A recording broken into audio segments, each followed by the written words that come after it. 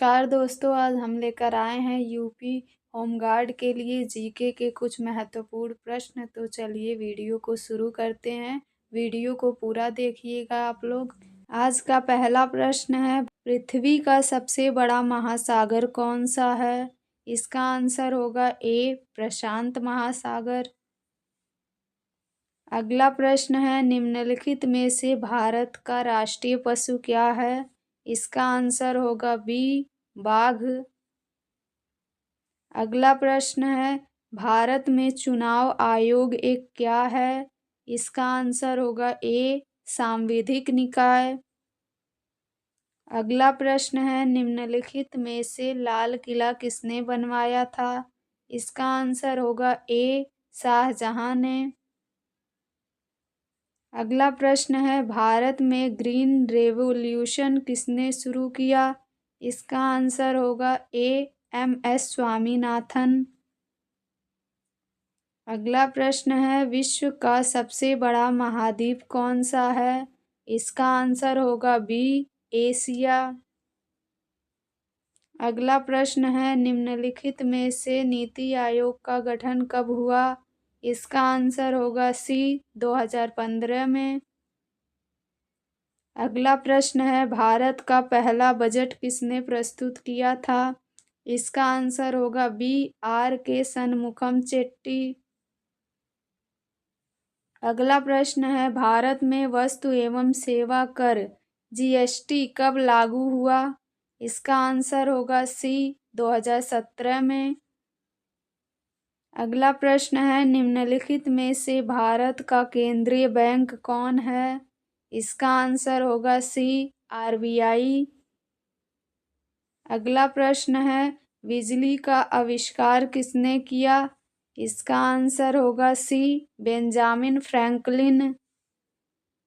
अगला प्रश्न है, सूर्य का प्रकाश पृथ्वी तक कितने समय में पहुंचता है?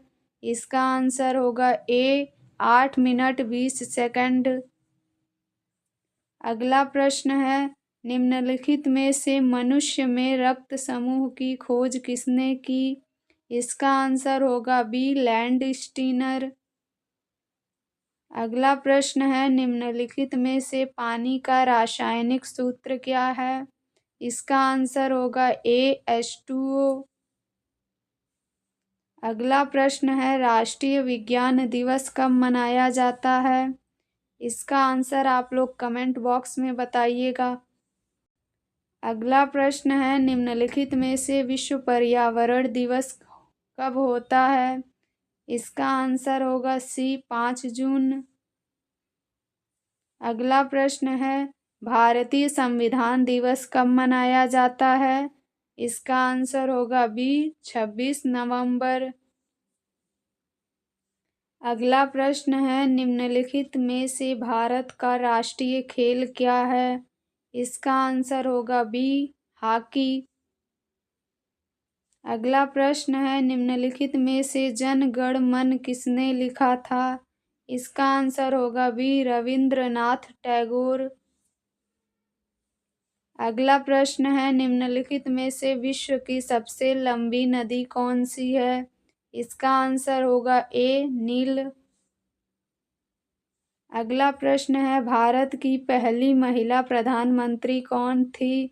इसका आंसर होगा बी इंदिरा गांधी। अगला प्रश्न है, UNO का मुख्यालय कहाँ है? इसका आंसर होगा डी न्यूयॉर्क में। दोस्तों, अगर आप लोग को इनमें से किसी का भी आंसर पता होगा तो आप लोग इसका आंसर कमेंट बॉक्स में लिखिएगा। चलिए अब कुछ महत्वपूर्ण वन लाइनर प्रश्न कर लेते हैं। पहला प्रश्न है, ग्राम पंचायत का निर्वाचन कराना किस पर निर्भर करता है? इसका आंसर होगा राज्य सरकार पर। अगला प्रश्न है, राज्य में राष्ट्रपति शासन से तात्पर्य राज्य में किसके शासन से है? इसका आंसर होगा राज्य के राज्यपाल के। अगला प्रश्न है, राष्ट्रपति राज्यों में किस अनुच्छेद के तहत राष्ट्रपति शासन आरोपित करता है? इसका आंसर होगा अनुच्छेद 356। अगला प्रश्न है, राज्यसभा का पदेन अध्यक्ष कौन होता है? इसका आंसर होगा भारत का उपराष्ट्रपति।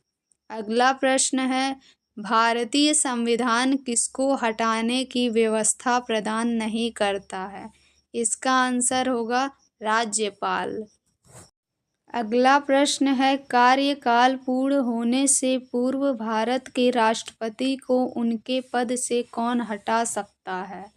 इसका आंसर होगा संसद द्वारा महाभियोग लगाकर। अगला प्रश्न है, भारत के प्रधानमंत्री को कौन नियुक्त करता है? इसका आंसर है राष्ट्रपति। अगला प्रश्न है, राष्ट्रपति के चुनाव में कौन भाग लेता है? इसका आंसर है लोकसभा, राज्यसभा तथा विधानसभा के निर्वाचित सदस्य।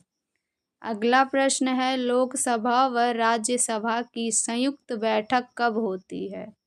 इसका आंसर है संसद सत्र शुरू होने पर। अगला प्रश्न है, कौन सा अधिकार केवल राज्यसभा को प्राप्त होता है? इसका आंसर होगा नवीन अखिल भारतीय सेवाओं को शुरू करने का अनुमोदन करना। अगला प्रश्न है, राष्ट्रपति की मृत्यु होने या इस्तीफा देने पर राष्ट्रपति के कार्यकाल का कार्यभार का पालन उपराष्ट्रपति कब तक करेंगे? इसका आंसर है अधिकतम 6 महीने की अवधि तक। अगला प्रश्न है, संविधान सभा ने भारत के संविधान को कब स्वीकृत किया था? इसका आंसर है 26 नवंबर 1949। अगला प्रश्न है, भारतीय संविधान की प्रस्तावना में क्या लिखा है? इसका आंसर है हम भारत के लोग अपनी संविधान सभा में इस संविधान को अपनाते हैं, अधिनियमित करते हैं और इसे स्वयं को प्रदान करते हैं। अगला प्रश्न है, भारतीय संविधान के जनक? इसका आंसर है बाबा साहेब डॉक्टर भीमराव अंबेडकर जी। अगला प्रश्न है, भारत के सशस्त्र सेनाओं का सुप्रीम कमांडर कौन होता है? इसका आंसर होगा राष्ट्रपति।